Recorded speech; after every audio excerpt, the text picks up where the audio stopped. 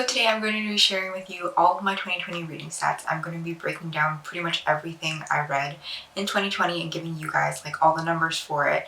Now I really like track my reading stats. I have a whole spreadsheet for it. I update it a little bit every year, change a few things around, and it's something I really enjoy doing throughout the year. I know that not everyone likes to do this, but it makes me really happy to just see all the numbers move around and change as I enter new information, as I read new books, which I think is kind of interesting because I didn't really enjoy math in school, but the one math class I took in college had a bunch of spreadsheets and I really enjoyed that part, and that's actually where all of this started from. But I'm not really going to elaborate more on how I started this spreadsheet because I feel like that's not super interesting.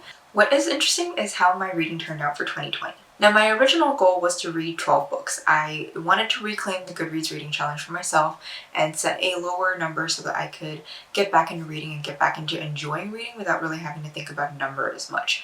Sometime around September, I think, I upped the goal to 30 because I'd already blown past 12 ages ago. So I upped the goal to 30 and then I just kind of kept it there, and I actually ended up reading 48 books in 2020, which is really good for me. I haven't read that much in quite a while, so hitting 48 books is really nice.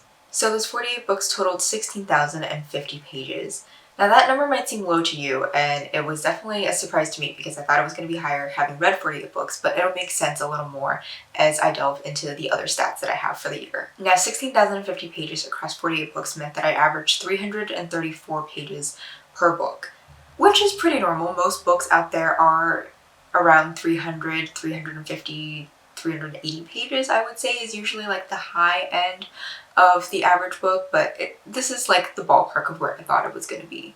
Now, the nice thing about having read this much in 2020 is also that had I read every single day, I would have read about 44 pages every day. That's just what those 16,000 pages average up to, which I think is really interesting. I never really thought about how many pages I would have to read in a day in order to achieve a number like that, but it's kind of fun just to see it in hindsight broken down, that if I just read 44 pages a day, I could easily achieve 16,000 pages. Because when you think about it, 44 pages honestly isn't that much, so I think it's interesting to see how the little things add up to be such a big number later on. And now for the books I read each month. In January, I read 6 books, and in February, I read 1 book. In March, I read 2 books, and in April, I also read 2 books. May was a little better because I was trying to get back into reading, so I read 3 books that month.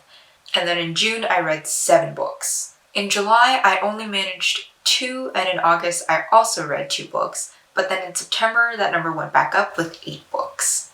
In October, I read 5 books. In November, I read 3 books. And in December, that number went back up to 7 books.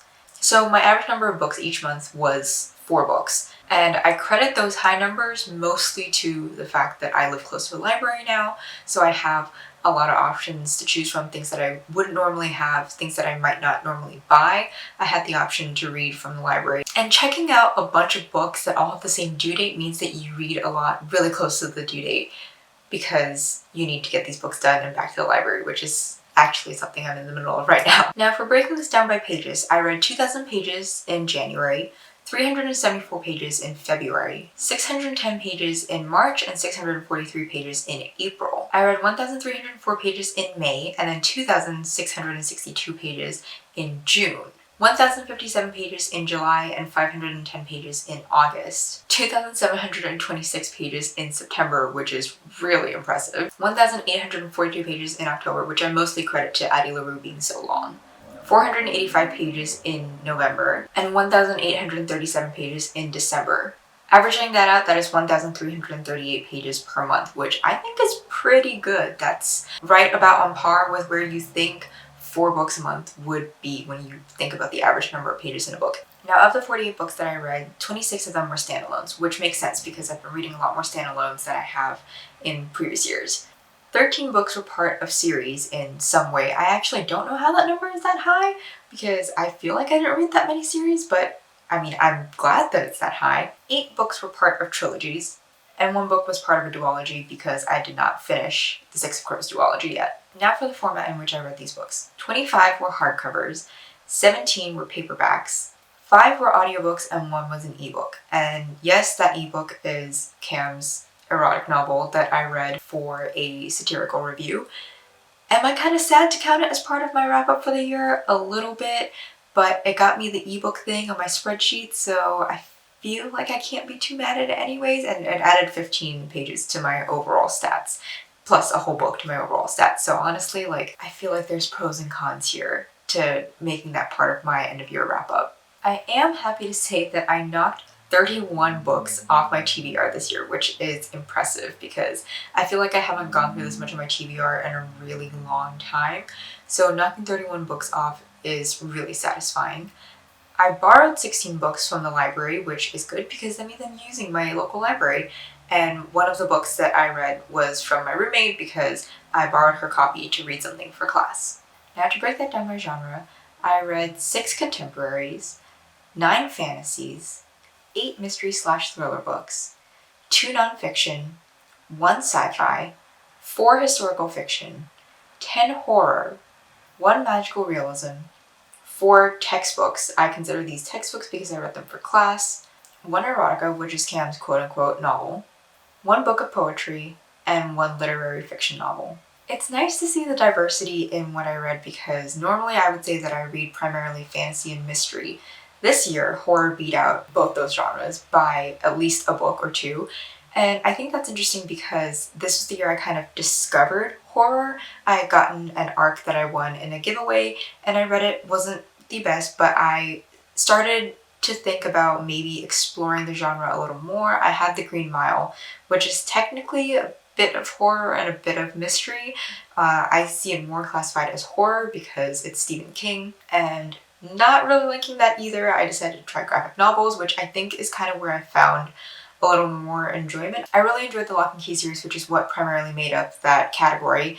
And then I read Home Before Dark at the end of the year, which was a really, really good book. And I also would classify that a little more as horror than mystery. And now for author gender. This isn't going to add up to 48 because if I've read more than 1 book from an author, I don't count those other books. I just count the first book just to make it less confusing for myself because then I don't have to like weed back through my stats and see which are repeats of the same author. And surprisingly, but also unsurprisingly, I read from 8 male authors in 2020 and 28 female authors in the same year.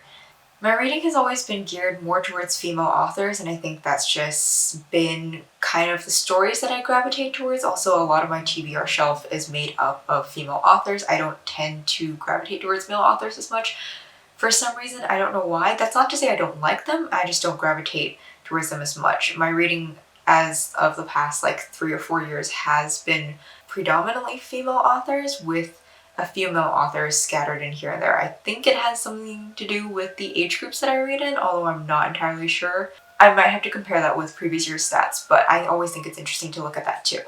Now for the age groups that I read in. I read 2 books that were part of the children/middle grade. I combined them for the sake of ease because I don't read much of either genre anyways, but I took a children's lit class, so I read 2 that were children/middle grade books. And then I read 23 YA books and 23 adult books, which is surprisingly very even. I didn't think it would be that even, but it's nice to know that I'm reading a lot more of the adult books that are on my shelves because that's an age group I don't usually touch as much. I have 2 shelves that are behind me and below me that you can't really see right now of adult books, and I have not touched most of them. So knowing that I've read 23 adult books is really nice. It's really satisfying because that means I am actually getting through more books than I think I am.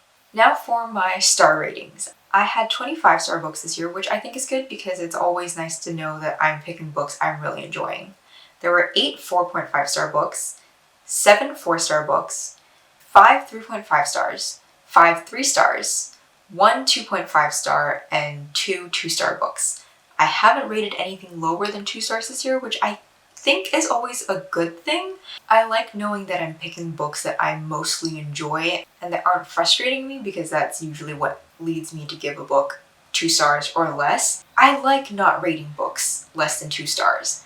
And especially for 2020, that's a really nice thing to be able to see that I rated so many books on the higher spectrum because that's something I really wanted to focus on. I wanted to focus on getting back into books that I enjoyed, and I wanted to make sure that I was reading more quality over quantity. That's been a struggle for me ever since college. I've read more for quantity than I have for quality, and my reading has kind of suffered in enjoyment because of that. But since one of my main focuses for 2020 was to rediscover that love of reading, I really did want to pick up books that I was more sure I would enjoy, or books that I think would have challenged me in a way that, even if I didn't fully enjoy it, was worthy of a higher rating because it made me think and it challenged me in a way that changed me.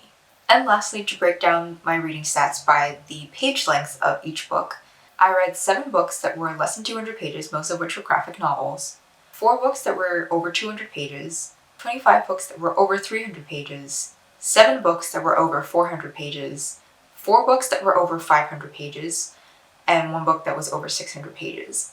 As to be expected, my reading mostly fell into the 300-page category because, like I said, that's what most books are.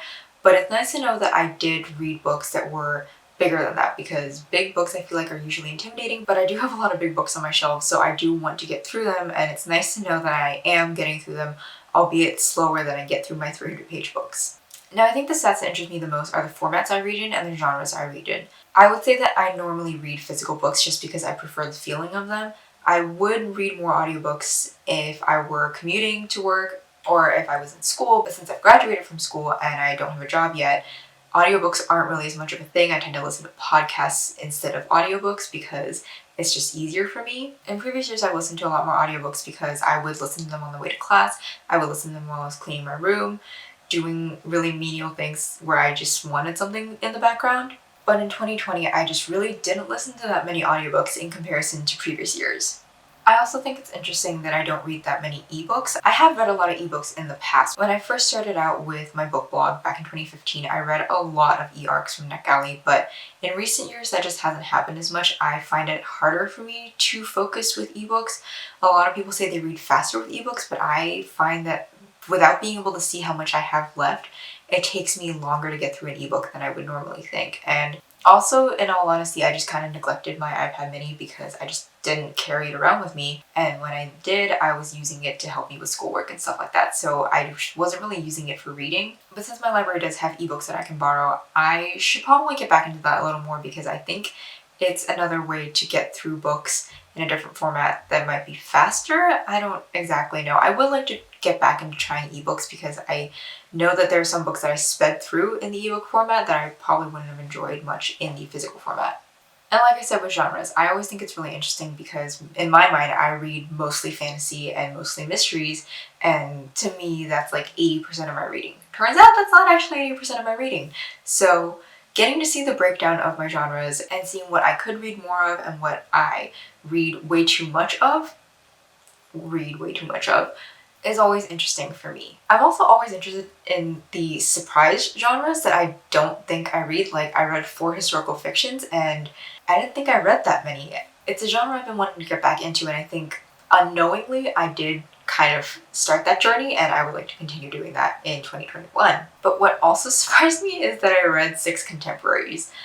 I am not someone who normally reads contemporaries. I don't really like the genre that much, but I had a bunch of them on my TBR, and I guess I just picked up several good ones that I didn't really think of as contemporaries after the fact, and like I haven't read so many that it stood out as a genre in my mind for the year, but I also didn't read as few as I thought I would, because normally I would say contemporaries are like 3 to 5, but 6 this year is pretty good. I always think that tracking the genres you read in is the most interesting thing because it tells you a lot about yourself and a lot about things that you don't notice about your reading habits. And each year my genre breakdown tells me that I read a little more widely than I think I do.